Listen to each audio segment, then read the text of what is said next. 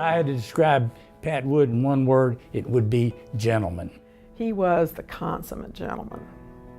I don't care where in the world we were or who we were meeting with, he was always the person who was the most dignified, but not in a stuck-up way, not in a way that was arrogant, ever. He was a gentleman's gentleman. If there was something going on that I needed personally and needed somebody to really be honest with me and straight with me about where I stood in that issue or what needed to be done, that Pat was a person that would do that, and he did. We all know people who view the world through a glass half empty or half full. Pat's glass was definitely topped off. His was full, and sometimes ran over with positive and down-to-earth attitude. First of all, Pat was a fun guy. He was a good guy, smart. He was a good businessman. He was shrewd. Pat was just a good person. He's a fun guy to be with, a guy you could trust, a good businessman, and a guy who most of all cared about our city. He cared about Knoxville.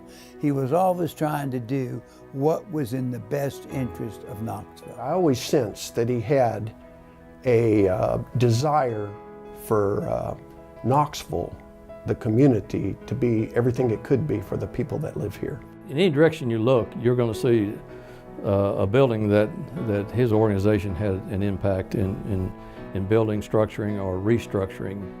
Pat was smart. Pat studied. He knew what he was doing. As a businessman, he was almost always one step in front of you.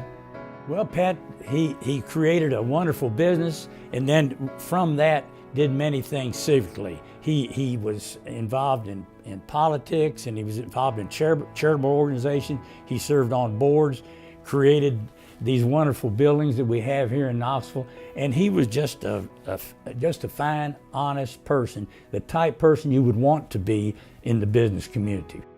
It has been my honor to be a business partner and a friend of Pat Wood's for over 37 years. I saw and spent time with Pat most of those days during that period.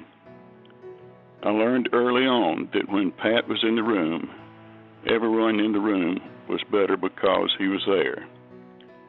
I would think that Pat's legacy would be that he was a person that made a contribution and made things better for anything that he was involved in, and that he left everywhere he was better than when he found it. Brenda, Debbie, Kim, and all the Wood family joins all of those here and everyone who have known Pat to celebrate this honor for a very, very special person. I think Pat would think his legacy would be his family. I don't think Pat was ever interested in a building he could point to and said, you know, that's my monument. Or I think Pat was very happy not being recognized. I don't think he was ever into self-promotion. Oh, great family man, great family man. I mean, Pat loved his family. You know, he was as good a family man as you ever want to find.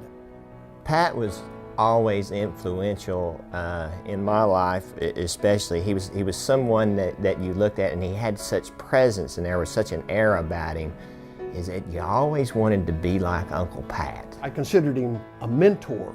I considered him a friend, but he was truly a mentor because there were so many things about how to lead and give to others and care about others and be part of a larger community that I felt like he taught me.